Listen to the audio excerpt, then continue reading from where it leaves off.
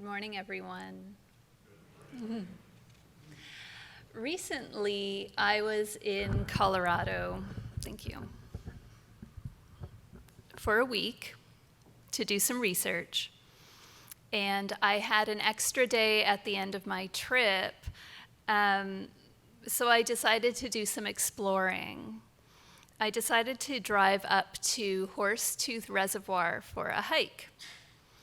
The drive up to the reservoir is literally up. There's a significant elevation gain. And as I was driving to the parking lot, my ears suddenly closed up because of the changing air pressure, and I felt a little dizzy, a little off balance. Not a fun feeling while you're driving a car. And often when I feel an unusual sensation in my body, my first thought is, well, I'm gonna die. That's great. But despite feeling that death was impending, I made it to the parking lot and I got out of my car. Not wanting to completely give in to the catastrophizing part of my brain, I decided to at least look at the reservoir, which was beautiful. But I wasn't sure about the hike. I wasn't sure I was physically up for it, and I wasn't sure I was in the headspace for it. And so to make a decision, I decided to get scientific. I thought, I'm going to take my pulse, and if my pulse is over 120 beats per minute, I'm going to drive back down this mountain and go rest. So I stood at this reservoir, and I started taking my pulse, which, spoiler alert, it was 70. So I was fine. But I was taking my pulse, and I could hear footfall behind me. And imagine you're in a beautiful wilderness, and you think you're the only person around, and then suddenly someone decides that they're just gonna walk right behind you. I was like, we have all this space, and you're gonna just be right up on me? So I did what I always do in the city, which was I ignored it. I ignored whoever was back there. I finished up with my pulse, took a breath, and turned my head to shoot a glare at whoever had been walking behind me. Well, it turned out to be a deer. What a gift. And also a lesson. So very often when we experience difficulty, we close down. That's a very human response to pain, to fear, to pressure. Sometimes those struggles are internal. They can relate to mental health, anxiety, depression. Sometimes they're about things that are external to us, stresses about work, family, relationships, the day-to-day grind of living in a world that can feel profoundly unkind and sometimes downright ugly. Yet alongside that ugliness, there are also things of great beauty that can inspire wonder, delight, laughter, and hope.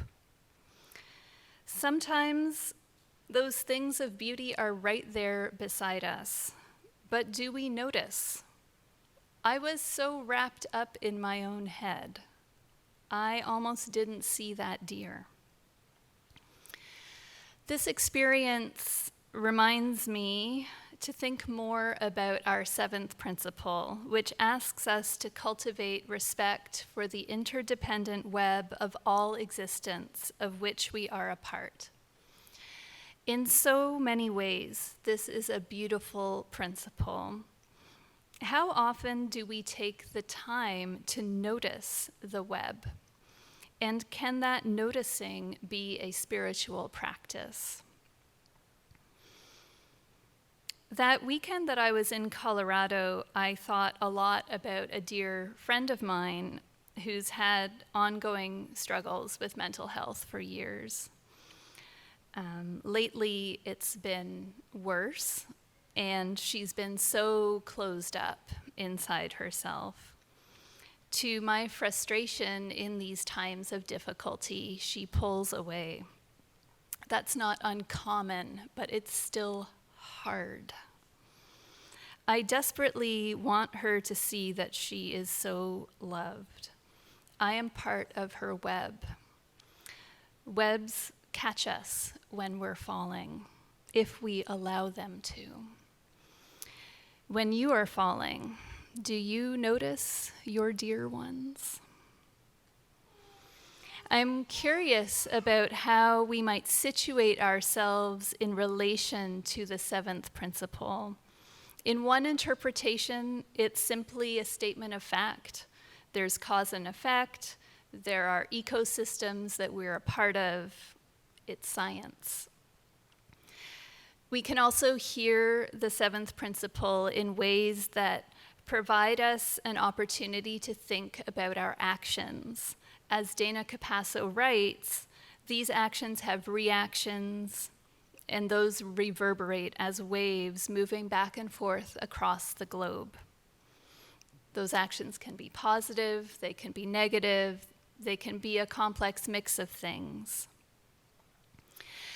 Today I want to emphasize the gifts of the interconnected web, the positive actions of others, the presence of other beings. Are we open to receiving these gifts, even when times are tough? Or maybe particularly when times are tough. The gift of nature, a friend, or family member, or a deer. As for my hike, I decided to lean into slowness, to meander, to pause, to notice my surroundings, to tread lightly. And this practice brought me great delight, as a pause overlooking the grand reservoir turned into noticing some flowers, then a small cactus, then a whole swirl of bugs doing some kind of morning commute on that cactus. It was truly a joy. I want to take a second to acknowledge the immense privilege that I have to be able to travel to beautiful places to have my panic attacks. I'm very fortunate, and I frequently benefit from a set of systems designed to create barriers for others. This isn't what we mean when we talk about the interconnected web, but we are certainly all also entangled in these oppressive systems too.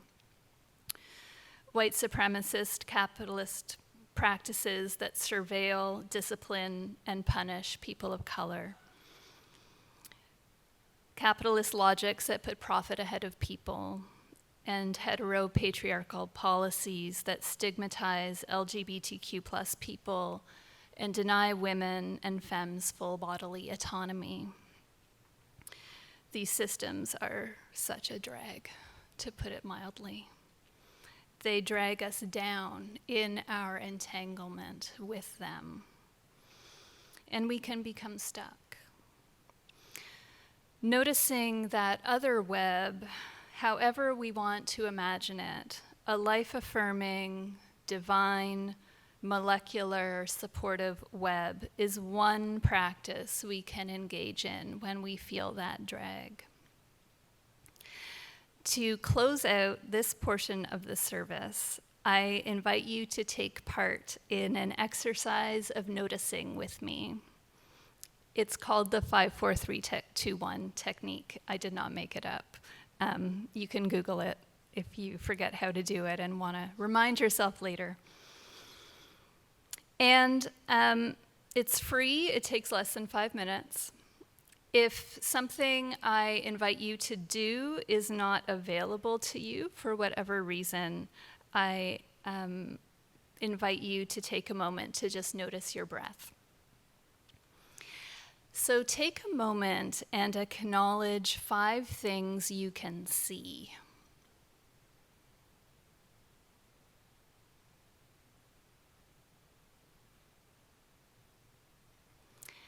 Now take a moment and acknowledge 4 things you can touch.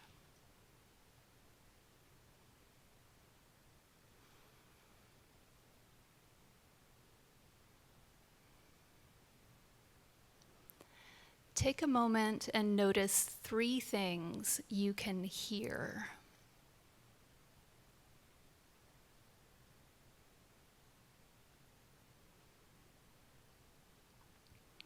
Try to notice 2 things you can smell.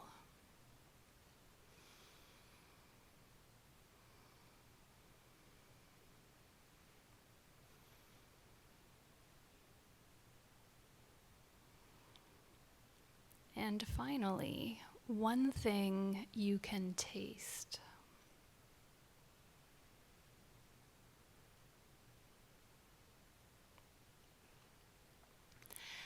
So I invite you to reflect on how that exercise went for you as we move into the final parts of our service.